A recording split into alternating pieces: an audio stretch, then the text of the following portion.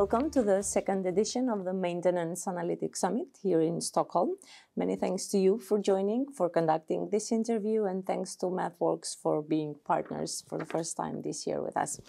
Well, thank you for having us. Before we go on, please tell us more about yourself, your background. Sure. So, my name is Philipp Wallner. So I'm the industry manager for industrial automation and machinery in Europe at MathWorks, the makers of MATLAB and Simulink. Prior to joining MathWorks 6 years ago, I used to work in the machine builder industry, where I held several positions in engineering and management.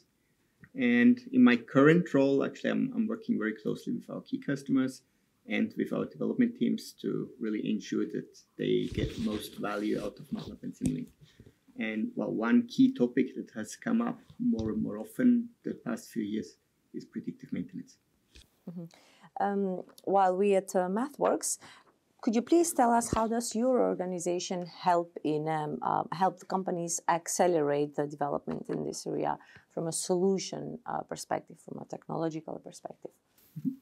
Well, actually, successful predictive maintenance requires domain experts on the one hand side, and on the other hand side, people who have a solid background of working with data and working with advanced techniques like machine learning and deep learning.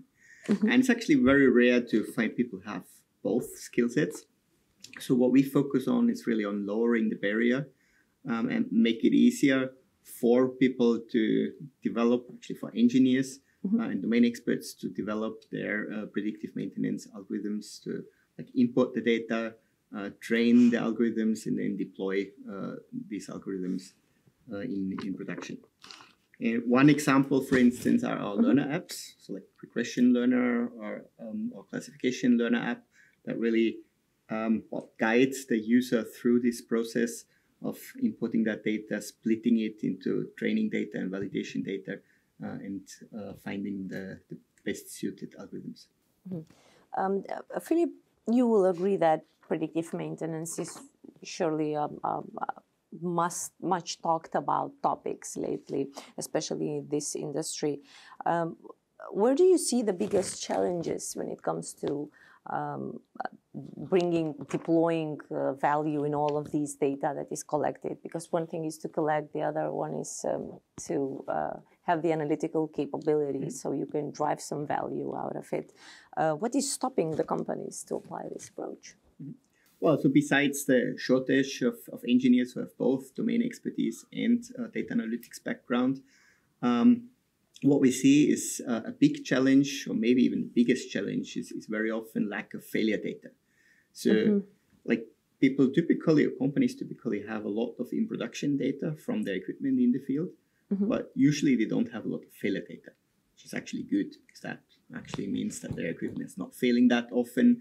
If you think about a wind turbine, for instance, so wind turbine runs 24/7, generates terabytes of data, but fortunately very, very rarely fails or gets damaged. And one failure can cost. Exactly, that costs a lot. But on the other hand side, that means we don't have enough, or they don't have enough failure data to train the algorithms. And one way out of this dilemma is actually simulation. So taking simulation models that the domain experts create for designing the equipment and repurposing them to generate synthetic data sets of different failure scenarios. Actually, the other big challenge, major challenge that we see is deployment. So once I have developed and tested and trained my algorithm, how do I use it then in my production system? So how does this algorithm then end up on an embedded controller, on an edge device, or even in the cloud? And this is where we help our users to develop these algorithms independently from where they later on stay, and then generate, for instance, real-time C, C++ code, code for PLCs, or .NET, Java code, etc., to integrate in their IT or OT infrastructure. Philip, you would surely agree that while there is one group of companies that are actually doing good in this field, that are investing and actually seeking for more advanced techniques, there is still another group left that is maybe just starting with this approach. So what will your suggestions be of, because the challenge is how to start, where to start, what to prioritize is really being asked many times in our events. So what will your suggestions be?